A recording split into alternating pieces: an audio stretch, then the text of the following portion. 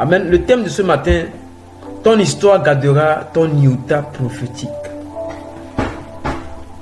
Ton histoire gardera ton iota prophétique. Iota. I-O-T-A. Chaque personne ici a une histoire à raconter. Ou tu avais des histoires que tu nous racontes. Mais nous voulons voir le iota prophétique. Le iota. J'aimerais parler de l'iota et on va avancer dans le veuvage. Nous allons lire la parole de Dieu, Matthieu chapitre 5, le verset 18 à 19. Nous lisons la parole de Dieu. Car je vous le dis en vérité, tant que le ciel et la terre ne passeront point, il ne disparaîtra pas de la loi un seul iota ou un seul trait de lettre, jusqu'à ce que tout soit arrivé. Celui donc qui supprimera l'un de ces plus petits commandements et qui enseignera aux hommes à faire de même sera appelé le plus petit dans le royaume des cieux. Mais celui qui les observera et qui les enseignera à les observer, celui-là sera appelé grand dans le royaume des cieux. Amen. Le iota. Le iota, c'est la plus petite lettre dans l'alphabet hébraïque. Vous savez, le prénom. Donc, le iota est un trait de lettre. C'est un coup de crayon qui peut permettre de différencier deux lettres hébraïques. Cette expression signifie un petit montant de quelque chose d'insignifiant. En fait, le iota, c'est comme c'est le nom grec, mais de la lettre I, qui est dans l'alphabet hébreu. C'est la plus petite de toutes. Maintenant, Dieu nous dit que ce iota ne soit pas enlevé. Amen. Je ne comprends pas pourquoi Dieu, il prend des petites choses et il s'y intéresse, il s'y colle. C'est pourquoi quand tu es petit en esprit, Dieu s'intéressera à toi. Dis-moi Amen. C'est-à-dire quand tu fais les choses, même si tu n'as pas tellement de grandes choses dans la main, Dieu s'intéresse à ça. Tes débuts, tes commencements, des petites choses, Dieu s'intéresse à ça. Ah, bien-aimé, ton petit mari là que tu as, qui est mince, Dieu s'intéresse à ça. De lui peut sortir un fils prophétique. Yeah. Amen. Ton petit travail là peut ouvrir d'autres grandes portes. Ta petite maison, ton petit studio dans lequel tu es peut s'agrandir, devenir une grande maison un jour. Ta petite cellule de prière là peut devenir une grande église. Ton petit quartier peut devenir une grande ville. Ta petite nation peut être reconnue la nation puissante comme Israël. Regarde, Israël est un petit pays, mais Dieu s'est intéressé à ce petit pays. Ah, il y avait beaucoup de pays qui étaient plus grands que Israël, mais il s'est intéressé au petit Israël. Il l'a délivré. Il a donné un nom prophétique. Bien aimé, Dieu n'aime pas simplement les grands, il aime plus les petits. Il laisse venir à moi les plus petits enfants, quand le royaume leur appartient. Je ne dis pas d'être petit, mais Dieu s'intéresse aux petites choses. Il ne néglige pas les détails. Dieu a ses normes qui les respecte. Il est Dieu. C'est pourquoi quand tu as des choses petites, ne les néglige pas. Quand Dieu te remet un petit don, ça va grandir. Oui, mais c'est juste pour nous faire comprendre que c'est prophétique.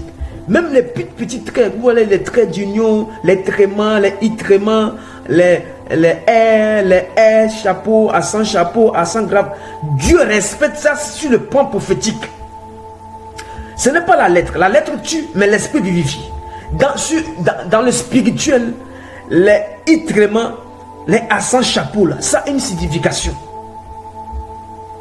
Quand on dit que têtu là, le têtu là, c'est ça qui rend que tu es vraiment têtu. Spirituellement, le tê, le é là, c'est signifiant. C'est comme ça aussi dans le monde spirituel. Amen. Ton iota prophétique. Qu'est-ce qui te relie à la lettre? Au fait, je reviens toujours sur l'écriture d'être gravé. Hier, j'en avais parlé, mais Dieu m'a insisté d'en parler aujourd'hui. Je vais vous lire ça. Habakkuk chapitre 2, le verset 2 à 3. L'Éternel m'adressa la parole et il dit: écris la prophétie, grave-la sur des tables, afin qu'on la lise couramment. Car c'est une prophétie dont le temps est déjà fixé. Elle marche vers son terme. Elle ne mentira pas. Si elle tarde, attends-la. Car elle s'accomplira certainement. Habakkuk le prophète a reçu une parole, une prophétie. On dit d'abord écris-la. C'est pourquoi je vous parlais hier. Vous êtes une écriture, mais vous êtes aussi gravé.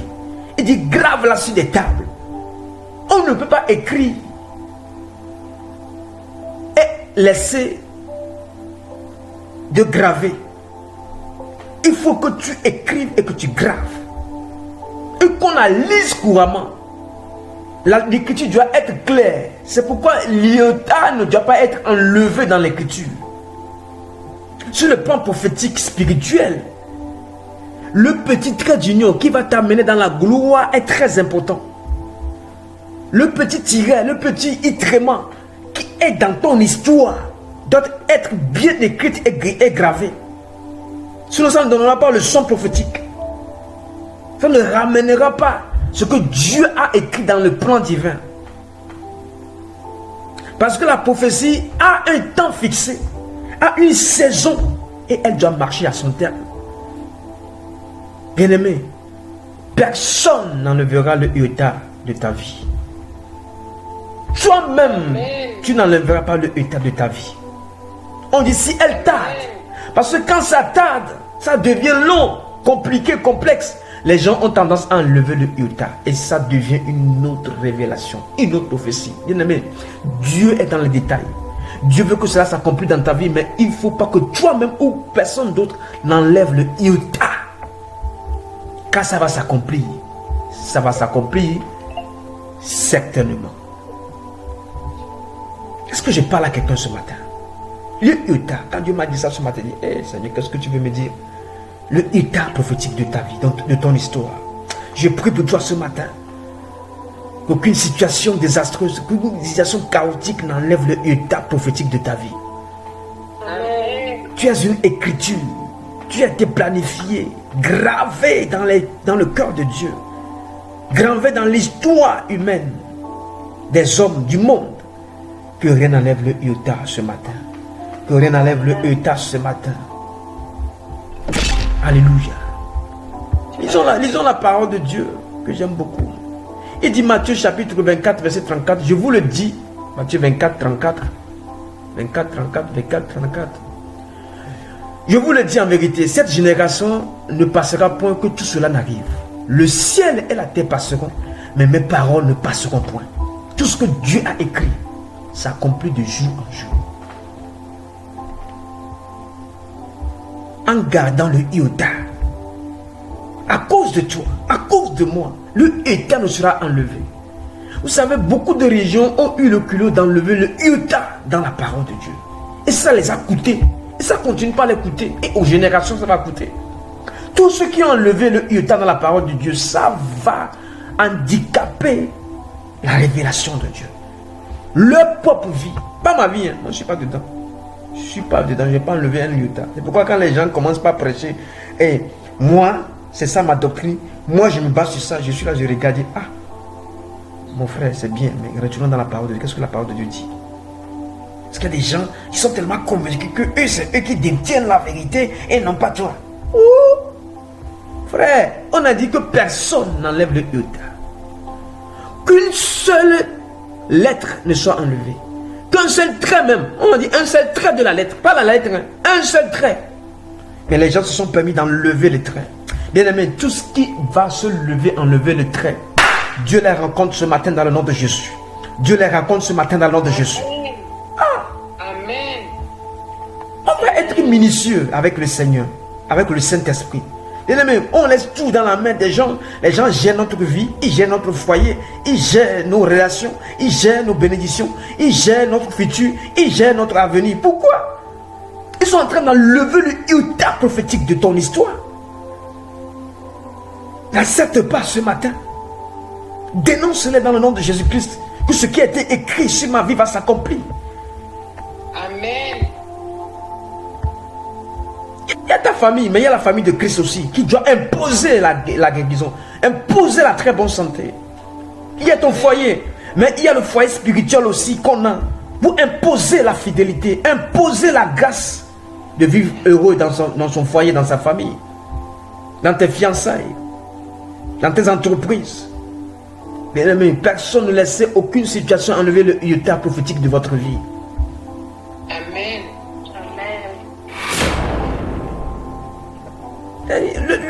Le trait de la lettre désigne des crochets, quoi. Des petits crochets. Ils se distinguent les unes des autres. Vous savez, les gens sont différents de vous. Oui, mais vous n'êtes pas comme eux. Il y a un iota qui vous différencie. On peut dire Jean-Pierre, mais Jean n'est pas Pierre.